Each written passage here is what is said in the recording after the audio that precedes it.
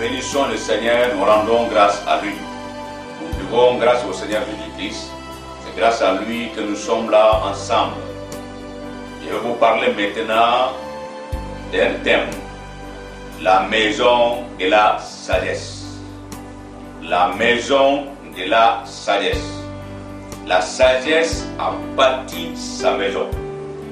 Je vous invite avec moi dans Proverbes, le chapitre 9, à partir du verset 1. Alors la Bible nous dit que la sagesse a bâti sa maison. Après avoir construit sa maison, la sagesse a étalé 7 colonnes. La sagesse a mis 7 piliers dans sa maison. La maison de la sagesse. Alors Jésus nous a bien expliqué la maison de la sagesse, comment ça a été construit. Dans Matthieu chapitre 7, à partir du verset 21 jusqu'au verset 24. La Bible nous parle jusqu'au verset 24. La Bible nous explique très bien comment la sagesse a bâti sa maison. Jésus-Christ, l'homme de Golgotha, fils de Marie, fils de David, fils de Dieu, l'homme qui a vaincu la mort, l'étoile brillante du matin, le commencement et la fin, c'est l'alpha et l'oméga.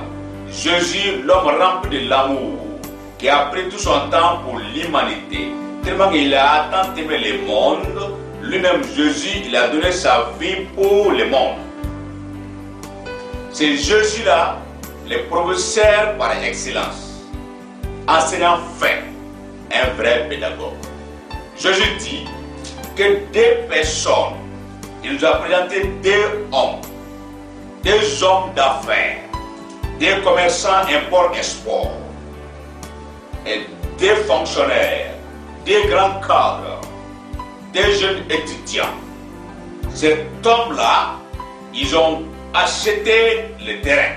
Après avoir trouvé beaucoup d'argent, j'imagine qu'ils se sont mariés. Et quand ils se sont mariés maintenant, ils ont cherché à construire maintenant leur étage ou bien leur villa. En construisant leur maison, Jésus dit que première personne, c'était un homme sage.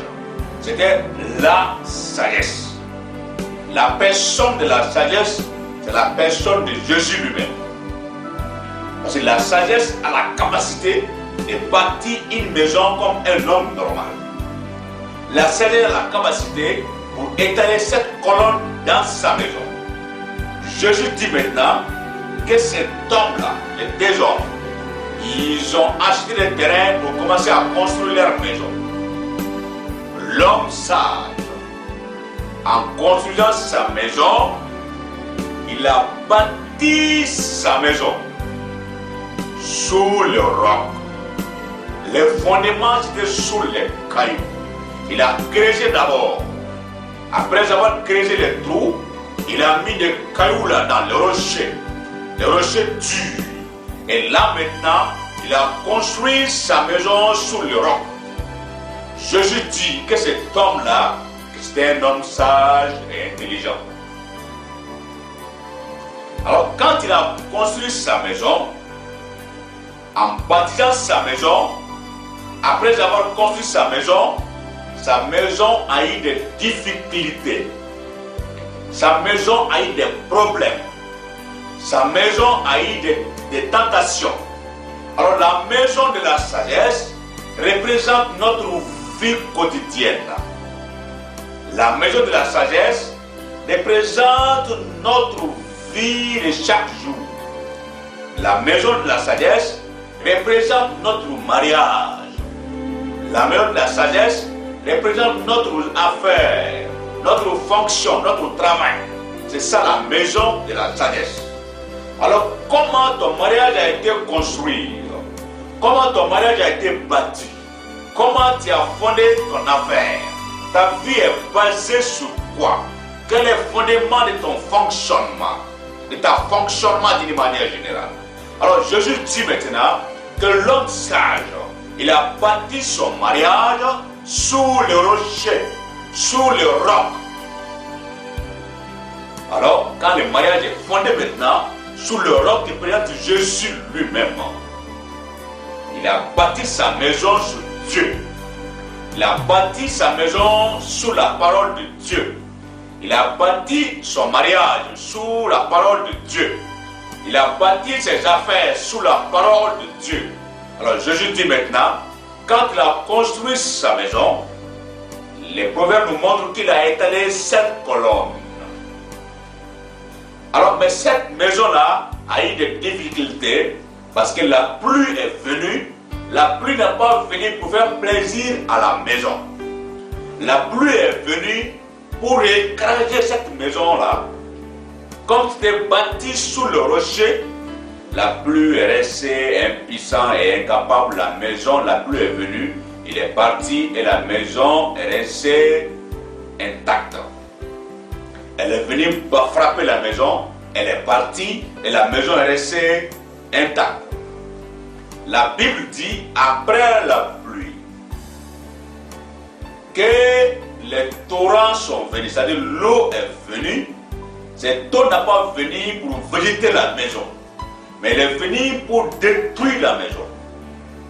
L'eau a frappé la maison. La Bible dit que la maison est restée debout. Parce que à cause, pas à cause des briques, ni à cause des peintures de la maison, ni à cause du ciment, mais c'était à cause des rochers qui étaient en bas, les fondements. Alors les torrents aussi sont venus, les vents. Les vents ne sont pas venus pour donner la fraîcheur à la maison, mais les vents sont venus pour faire tomber la maison. La maison de la sagesse. Si notre vie, nous voulons que ça ressemble à la maison de la sagesse, nous devons bâtir notre vie, notre mariage, notre affaire sous le rocher, sous le roc. Et quand on bâtit notre maison sous cela, n'importe quel problème, nous allons rester sans difficulté. La pluie représente les autorités administratives, les autorités politiques, les autorités religieuses, les grands frères, les papas, les mamans, les gens qui sont au-dessus de toi, et souvent ils cherchent à te ruiner d'une manière générale, à te détruire. Ça c'est la pluie. Si ta maison est bâtie sur Dieu, il ne peut rien faire contre toi.